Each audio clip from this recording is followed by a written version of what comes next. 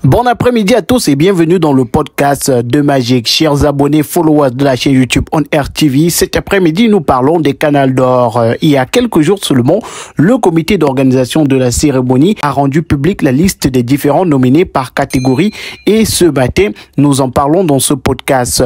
On va bien sûr parler de la nomination de Fingon Tralala dans plusieurs catégories. Lui, il y a plusieurs mois, avait déjà demandé au Canal d'Or, demandé bien sûr à ce comité d'organisation-là de ne plus le nominer. On parlera également de la grande absente de cette cérémonie-là. Il s'agit bien sûr de Libianca, l'artiste camerounaise qui a gagné plusieurs trophées à l'international avec notamment son titre People qui aujourd'hui compte plusieurs centaines de millions de vues sur YouTube. On parlera également de la nouvelle catégorie ou alors de cette catégorie-là qui fait énormément polémique sur la toile, la catégorie légende. Et pour en parler, nous sommes en direct au téléphone avec notre consultant Yannick Reynaud. Bonsoir Yannick Reynaud, comment tu vas? Bon après-midi mon cher Magique, bon après-midi à tous les abonnés, bon après-midi à tous, bon après-midi à toutes également. Ça va super bien. Alors, on parle cet après-midi des Canals d'Or, Canal d'Or qui a livré la liste des différents nominés. Et dans cette liste-là, on retrouve Fingon Tralala qui apparaît dans plusieurs catégories. Fingon Tralala, il y a quelques mois, lors de la dernière cérémonie des Canals d'Or, avait demandé à ne plus être nominé pour bien sûr donner la chance aux plus jeunes. Oui, effectivement, mon cher Magique, mais avant peut-être d'entrer de plein pied dans la problématique Fingon Tralala, il faut peut-être noter aussi que les Canals d'Or ont présenté pour cette édition 14e une liste de près de 18 catégories. C'est le cas d'une catégorie exactement, mais il y a quelques catégories quand même qui ont peut-être disparu pour laisser la place à des nouvelles catégories. Pendant que je parcourais encore la liste des catégories, la catégorie publique, il me semble que ce n'est plus, ça ne figure plus parmi les catégories publiques. Artistes Afrique francophone, artistes Afrique anglophone, je pense que ce n'est plus également parmi les catégories performance digitale, musique, je ne vois ça nulle part. Et prix spéciaux, je pense que ça va peut-être être attribué au courant de la cérémonie. Et justement, parlons de Fingon Tralala, il est nominé dans pratiquement 3 catégories. Catégorie meilleur humoriste, meilleur comédien, meilleur web comédien, oui. Et meilleur web série, il me semble, web série. Donc voilà, pas moins de trois catégories où Fingon Tralala est nominé. Et justement, on fait bien de rappeler ce discours de Fingon Tralala lors de la 13e édition il y a pratiquement 2 ans déjà, de ça c'était en fin 2021, où il annonçait qu'il ne souhaitait plus être nominé dans cette différentes catégories au Canada parce que, disait-il, il préférait que ce soit ses enfants et les jeunes qui soient désormais nominés. Alors il y a un souci à ce niveau. Est-ce que Fingon Tralala le faisait de façon, est-ce que c'était une note d'humour, est-ce que c'était une blague, est-ce que c'était une boutade comme ça sortie par Fingon sous le coup de l'émotion? Avait-il adressé un courrier, une correspondance au comité d'organisation des Canals d'Or, à l'équipe de Canal 2 International pour justement se désister complètement et totalement, se désengager, je vais dire, de ces awards-là, afin que justement désormais les nominés soient ces enfants, ces jeunes qu'il a évoqués. Justement, je ne pense pas. S'il l'avait fait, peut-être qu'il n'aurait pas été nominé. Maintenant, est-ce que le fait d'être nominé aujourd'hui, est-ce que le fait d'être parmi les nommés ou les nominés, si vous voulez, gêne autant que ça Fingon Tralala? Je ne suis pas si sûr. Nous sommes à 2 jours après la publication de ces différentes listes-là, de ces différentes catégories, de ces différents nommés. Si Fingon n'a pas encore réagi, ce n'est peut-être pas parce qu'il n'a pas encore vu. Je pense qu'il est au courant, je pense qu'il a dû être contacté pour être mis au courant qu'il faisait partie donc des nominés dans ces différentes catégories-là. S'il n'a pas réagi par la négative, s'il ne s'est pas exprimé publiquement ou à travers une correspondance officiel adressé à Canal 2 pour dire bon, j'ai vu que vous m'avez fait figurer parmi vos candidats, vos nommés, je préfère me retirer pour laisser la place aux jeunes, comme je vous l'avais dit il y a 2 ans. Je pense que s'il n'a pas encore fait, c'est peut-être parce qu'il est d'accord avec ces nominations-là. Donc on va observer ça de près pour voir si dans les prochains jours, Fingon Tralala va effectivement se retirer. Parce que ça reviendrait à dire que désormais on ne va pas primer l'excellence et le mérite. Non. Si Fingon Tralala est nominé et parmi les nominés, c'est parce qu'il est méritant. C'est parce qu'il mérite d'être là, c'est parce qu'il est performant. Parce que sur ces 2 dernières années, il a encore sorti des œuvres. Alors, vouloir ou alors se retirer des awards de ce type, signifierait simplement aussi prendre sa carrière, prendre sa retraite internationale entre guillemets, c'est-à-dire se retirer complètement également du showbiz et de ces différentes activités-là pour laisser la place aux autres. Il continue à faire rire, il continue à être performant, être prolifique, c'est-à-dire que il continue à sortir des œuvres de temps à autre, de qualité, et sur la toile, il sature. Donc, au vu de ces différentes performances sur le plan qualitatif, sur le plan quantitatif, il mérite d'être parmi les nominés, il mérite que son nom figure parmi les candidats, il mérite d'être récompensé si effectivement le public, à travers les votes et à travers ses préférences, estime qu'il est le méritant. Donc, je pense qu'il faut cultiver le mérite au Cameroun. Il faut cesser de dire que parce qu'il faudrait que des jeunes aient leur chance, que des gens doivent se retirer. Je prenais l'exemple quelque part juste après la publication, juste après les polémiques qui ont fusé sur la toile, notamment au sujet de Fingon Tralala.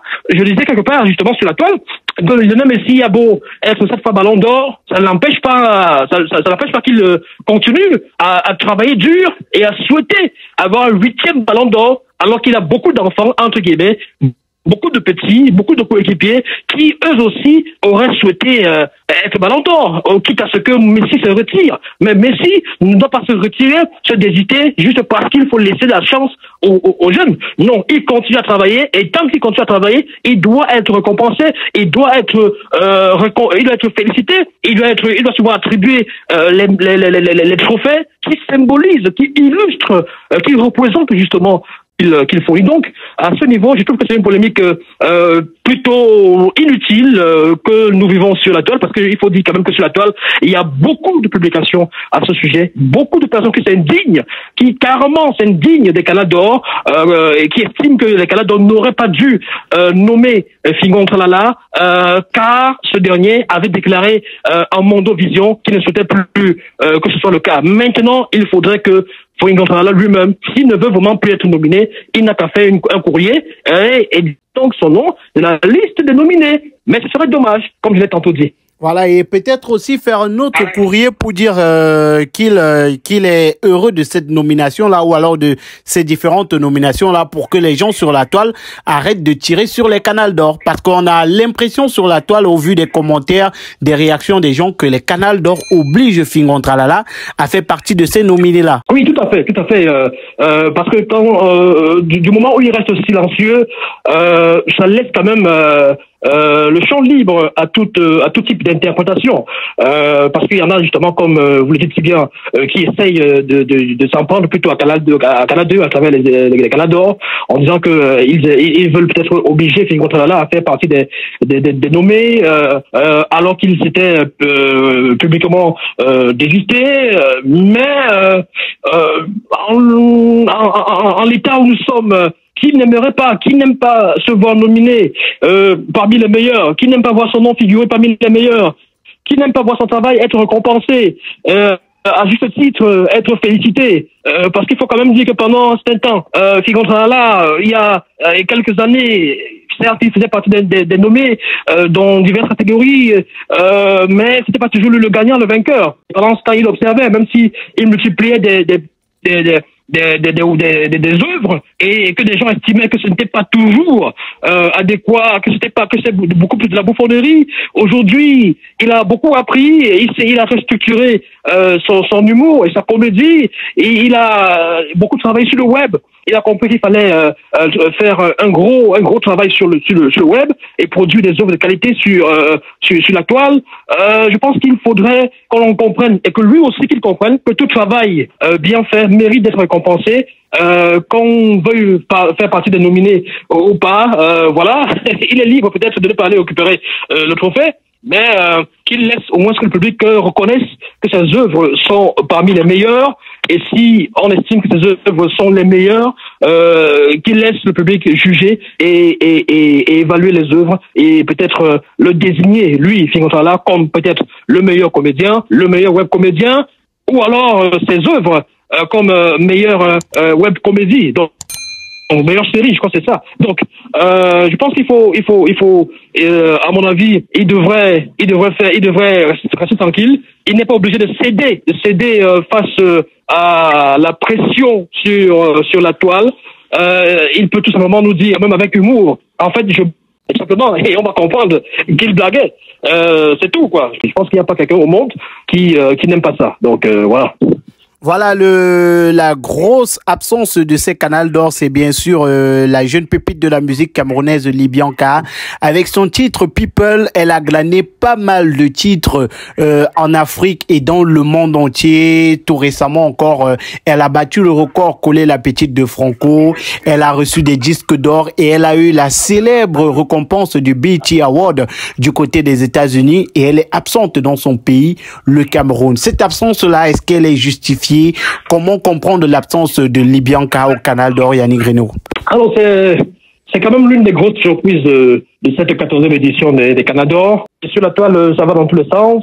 Il y a beaucoup de questions qui se posent, beaucoup de polémiques également qui fusent ça et là, et beaucoup de personnes qui exigent ou alors qui réclament ou qui demandent simplement, gentiment et poliment, à l'endroit de Canal d'Or, à travers Canal 2, de faire une sortie d'interrogation, d'avoir des réponses à un certain nombre d'interrogations des uns et des autres. L'absence de Libyanka, quand on sait justement que Libyanka, c'est actuellement la pépite, c'est la coqueluche actuellement depuis ce début d'année 2023 de la scène musicale camerounaise sur le plan local et sur le plan international. Les récompenses fusent partout, elles sont nombreuses, il y a une panoplie de récompenses, et ce qui a peut-être aussi beaucoup marqué les uns et les autres, pour affirmer une sorte de suprématie de la culture, de la musique camerounaise en Afrique centrale. C'était aussi cette récompense du côté des États-Unis. Il s'agissait, je crois, des Eadies Awards, où Libyanka était nominé parmi des monstres sacrés comme Fally Ipupa, Gas Mawete, etc., etc. Et elle s'en est sortie comme meilleur artiste d'Afrique centrale, hommes comme femmes confondus. Donc, c'était une grosse performance. Actuellement, Libyanka sur YouTube réalise un gros score, jamais atteint par le passé par des artistes camerounais, et ils sont peu d'artistes africains qui l'ont fait. On parle de 189 millions et plus de vues sur YouTube pour une œuvre sortie le 19 janvier 2023. C'est remarquable, c'est impressionnant, c'est quelque chose à saluer. Alors, son absence est mal perçue et suscite pas mal d'interrogations. Parce que Libyanka, avec tout ce qu'on vient d'évoquer actuellement, elle aurait pu figurer dans pas moins de 4 catégories à elle seule. Pas moins de 4 catégories, c'est-à-dire que on aurait pu la placer dans la catégorie meilleur artiste féminin, que ça n'aurait pas été un scandale. Lorsqu'on regarde un peu les différents candidats dans cette catégorie-là, Lady Force, Blanche Bailey, Marol, Tiamba, Saline Nanga, Chris M, Charlotte Dipanda, Coco Argenté, Manibela, elle aurait pu avoir sa place dans cette catégorie-là. Ça n'aurait pas été un scandale parce qu'elle a aussi brillé. Elle a brillé comme artiste féminin sur le plan local et international. Son titre People, meilleur artiste aussi, on va dire quoi, musique d'inspiration, ça s'appelle comment la catégorie? Meilleur artiste d'inspiration afro-urbain, je crois bien, afro-urbain, féminin. Elle aurait pu également faire partie de cette catégorie-là, meilleur artiste afro-urbain, voilà justement, meilleur artiste féminin de musique afro-urbain. Elle aurait pu figurer dans cette catégorie aux côtés des Rigno, des Blanche Bailey, des Chris M, Mimi et bien d'autres.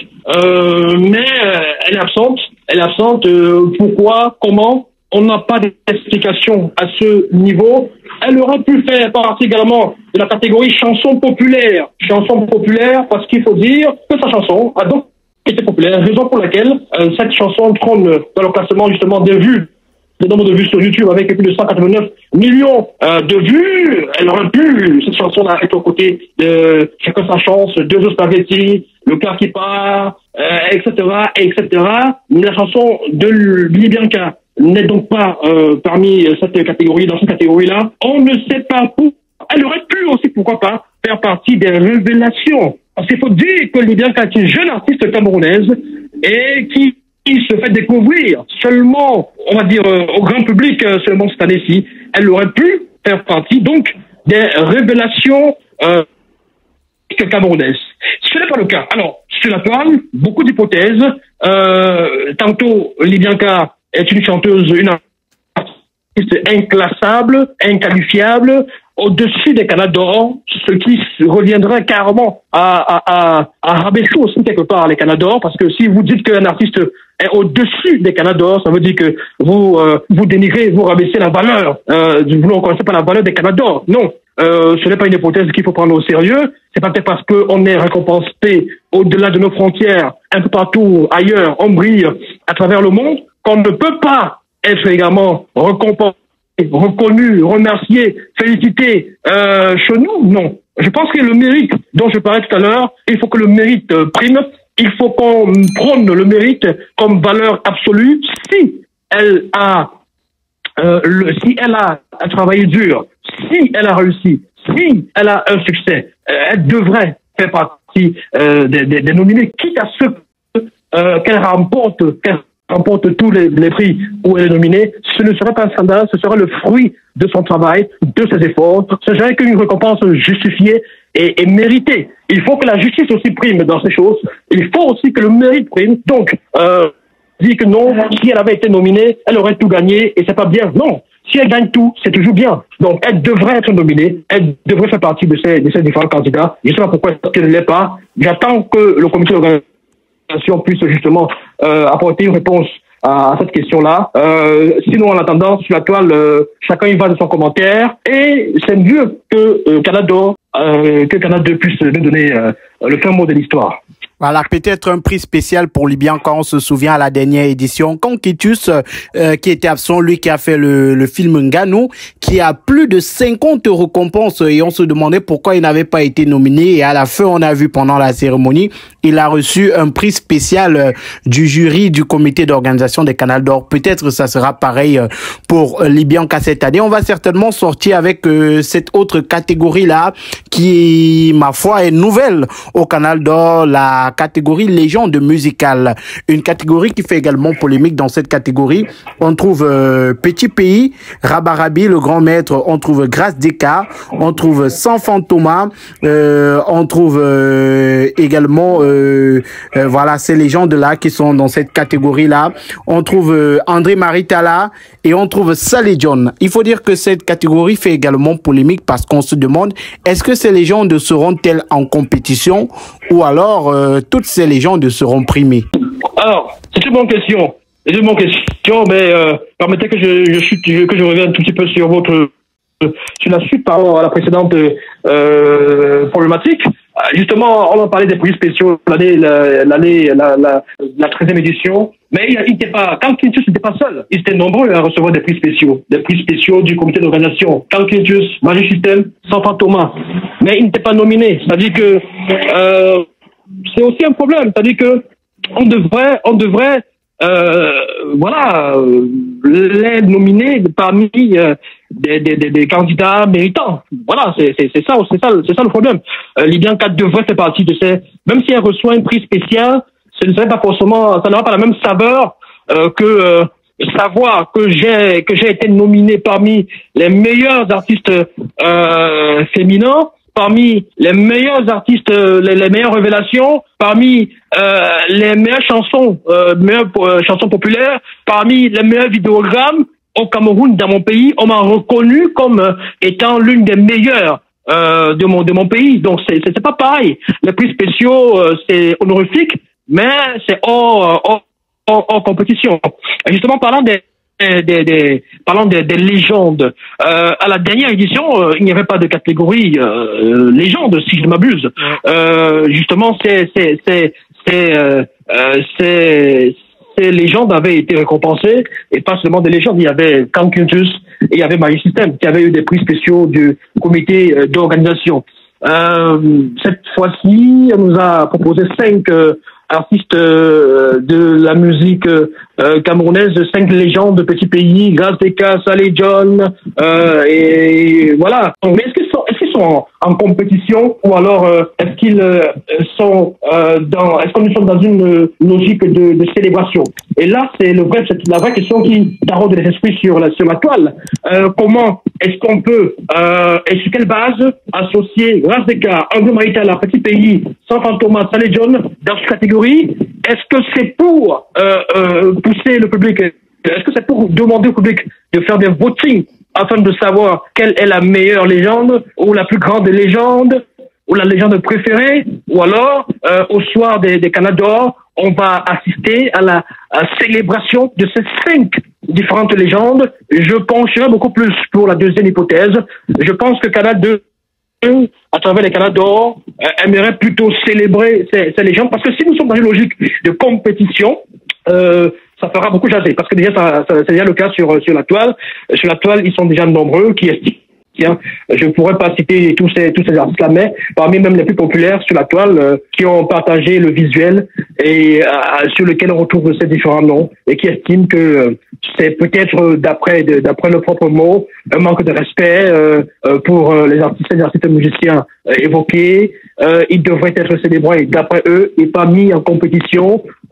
Quelle serait la réelle motivation de faire une compétition entre ces 5 légendes de la musique camerounaise et même africaine?